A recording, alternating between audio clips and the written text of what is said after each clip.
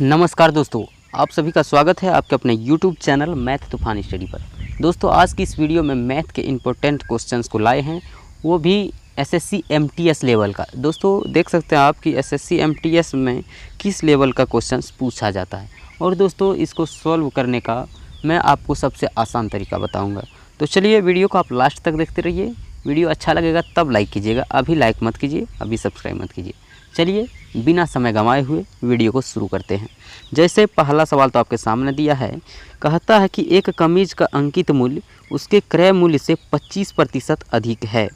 यदि उसे बिना किसी लाभ या हानि के बेचा जाना है तो इसे अंकित मूल्य से कितने प्रतिशत कम पर बेचा जाना चाहिए। ठीक है, देख लीजिए सवाल एक बार। कहता है कि एक कमीज़ का अंकित मूल्य उसके क्रय मूल्य से 25% अधिक है। ठीक है, अंकित मूल्य दोस्तों 100 होना चाहिए। आप याद रखिएगा, किसी भी चीज़ पर मानेंगे तो आपको 100 मानना है। 100 होना चाहिए, लेकिन ये क्या किया है, अंकित 25% बढ़ा कर दिया, यानी 125 लिख दिया है। ठीक है, अब सवाल का कहना है कि यदि उसे बिना किसी लाभ या हानि के बेचा जाना चाहिए। हानि दोस्तों, उस वस्तु पर, कमीज़ पर ना लाभ लेना है ना हानि करना है। ठीक है, तो कहता है कि अंकित मूल्य जो है 125 यानी 25% जो बढ़ा कर लिख दिया है, उसको कितना अंकित किया जाए, कितना प्रतिशत कम किया जाए। ठीक है, 25% बढ़ा के लिखा है, लेकिन कितना प्रतिशत में पूछा है कि कम किया जाए, ताकि ना लाभ होना चाहिए और ना ही हानि होना चाहिए। सवाल को आप समझ गए होंगे। तो दोस्तों, अंकित मूल्य 100 होना चाहिए, लिखा है 125। ठीक है, इससे 100 पर फिर बेचना है हमको। ठीक है, 100 पर बेचेंगे तब ना जो है लाभ और हानि नहीं होगा।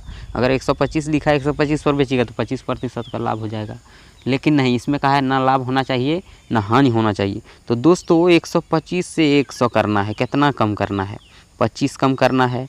जितना कम करना है लिखिए उसको ऊपर 25। ठीक है, बटा नीचे में वह लिखिए जिससे कम कर रहे हैं। 125 से कम कर रहे हैं 100, 100 से कम नहीं कर रहे हैं, 125 से कम कर रहे हैं, जिससे कम कर रहे हैं उसको लिखना है नीचे।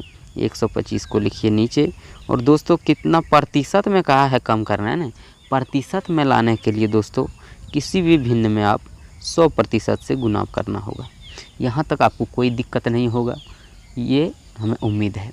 चलिए काटते हैं इसको। 25 से काटेंगे 25 पंच से 125, और 5 से काटेंगे 100 को, 20 पंचे 100, 20 और ये प्रतिशत, यानी दोस्तों 20% वो अंकित मूल्य से हम कम कर देंगे अंकित मूल्य। तो दोस्तों, ना लाभ और ना हानि होगा, वो लागत मूल्य पर यानी क्रय मूल्य पर ही बिकेगा। उम्मीद करते हैं इस चीज़ को आप बहुत आसान तरीके से समझ गए होंगे। दोस्तों, चलिए बढ़ते हैं नेक्स्ट प्रश्न की ओर, देखते हैं अगला प्रश्न क्या कहता है। आ जाइए, दूसरा प्रश्न है दोस्तों, कितने समय में 4% वार्षिक दर से 10,000 पर उतना ही ब्याज प्राप्त होगा जितना 5% वार्षिक साधारण ब्याज दर पर 4 वर्ष में 8,000 पर प्राप्त होगा। सवाल को एक बार समझ लीजिए दोस्तों। सवाल का कहना है कि 4% वार्षिक दर से 10,000 पर उतना ही ब्याज प्राप्त होगा जितना कि 5% के दर से 4 वर्ष में 8,000 रुपया पर प्राप्त होगा।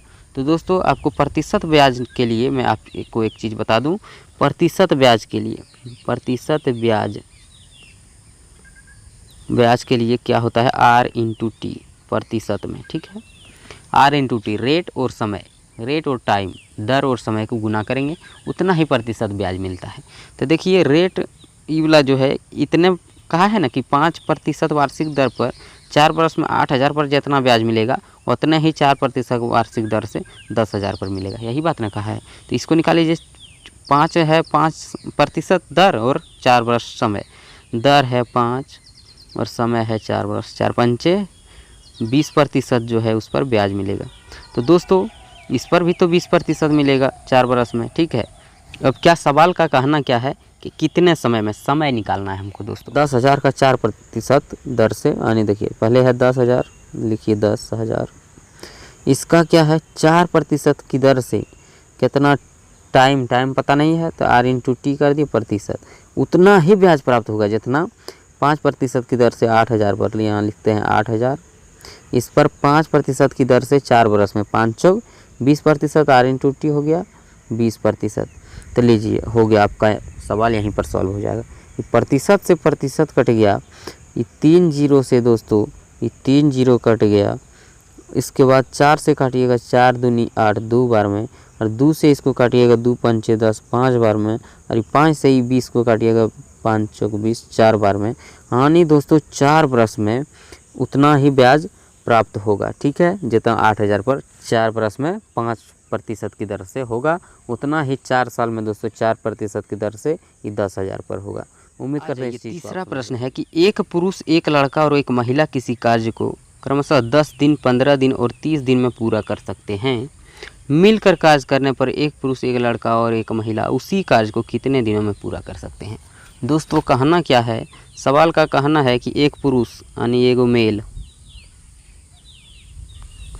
एक लड़का बॉय बी से लिख दिया, और एक औरत वोमेन डब्ल्यू से लिख दिया। कितना दिन में करता है? ई करता है 10 दिन में, बॉय करता है 15 दिन में, और औरत करता है 30 दिन में। यहाँ तक कोई दिक्कत नहीं है। कहना क्या है कि तीनों मिलकर इस कार्य को करेगा तो कितना दिन में कर देगा। तो दोस्तों हम ये सब पहले निकाल लेंगे कि काम करना कितना, काम है कितना। ठीक है, काम तो वही है कि मेल कर देता आदमी 10 दिन में, लड़का 15 दिन में और महिला 30 दिन में, लेकिन काम कितना है ये जानना है। तो काम को निकालने के लिए दोस्तों ये तीनों का लघुत्तम निकालना होता है, एलसीएम। ठीक है, ये तीनों का एलसीएम हम निकाल देंगे। कितना हो जाएगा? एलसीएम हो जाता है 60, यानी दोस्तों 60 काम करना है। ठीक है, 60 को अगर कुर्सी बनाने का काम कहेगा तो 60 कुर्सी बनाना है। तो इस 60 कुर्सी दोस्तों आदमी 10 दिन में बना देता है 60 को। तो रोज़ कितना बनाता होगा? 10 से भाग दीजिए 60 में, 10 छक 60, 6 कुर्सी आदमी रोज़ बनाता है। लड़का को अगर यही 60 कुर्सी बनाने दे देते हैं, 15 दिन लगाता है, यानी रोज़ कितना कुर्सी बनाता होगा दोस्तों? 15 से भाग दीजिए 60 में, 15 चौका 60, यानी दोस्तों 4 कुर्सी रोज़ बनाता है। लीजिए, औरत को यही 60 कुर्सी बनाने देंगे तो 30 दिन लगा देती है। यानी कहने का मतलब है रोज़ कितना बनाती होगी? 2 गो बनाती होगी तब ना 60 को 30 दिन में। 30 से 60 में भाग दीजिए, 30 दूनी 60, 2 कुर्सी रोज़। अब कहना क्या है सवाल का कि तीनों मिलकर कार्य करेगा, यानी तीनों मिलकर ही 60 कुर्सी बनाएगा तो कितना दिन लगेगा। तो लीजिए, एक दिन में तीनों मिलकर कितना करता है? आदमी 6 कुर्सी रोज़ बनाता है, लड़का 4 कुर्सी रोज़ बनाता है, औरत 2 कुर्सी रोज़ बनाता है। 6 4 10 2 12 कुर्सी डेली बन जाता है दोस्तों। 12 कुर्सी रोज़ बनता है। बनाना है दोस्तों 60 कुर्सी, तीनों मिलकर बनाता है रोज़ 12 कुर्सी। 12 से भाग दीजिए, 12 पंचे 60, 5 दिन में तीनों मिलकर ये कुर्सी बना देगा, काम ख़त्म कर देगा। कुर्सी हम अपने मन से बोलें, यहाँ पर लिखा नहीं है, आपको समझाने के लिए बोले। कोई दिक्कत है यहाँ पर? बिल्कुल आसान सवाल था। चलिए बढ़ते हैं अगले प्रश्न की ओर, देखते हैं अगला प्रश्न क्या है।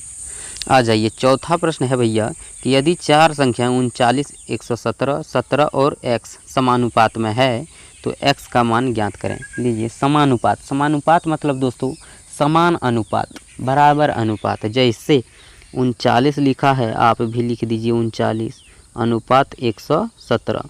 समानुपात मतलब बराबर दोस्तों। ठीक है, समान अनुपात बराबर में है क्या है? 17 अनुपात x का मान निकालना है। 4 को है दोस्तों, समानुपात कहेगा, इसी तरह से आपको लिखना है। ठीक है, तो लीजिए, समानुपात में क्या होता है दोस्तों? बाहर बाहर गुना, इसको इससे गुना और अंदर अंदर गुना। ठीक है, होता है 39x 117 गुना 17 करेंगे, कितना हो जाता है? 117 गुना 17 करके देख लीजिए, 1989 होता है दोस्तों।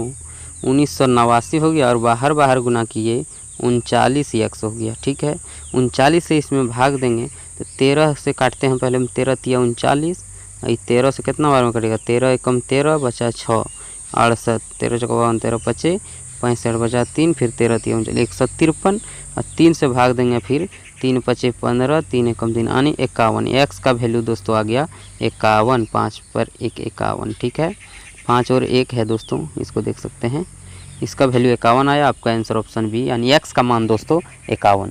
उम्मीद करते हैं इस चीज़ को भी आप समझ गए हैं, इसको आप नहीं भूल सकते हैं। समानुपात में रहेगा, इस तरह से लिखना है।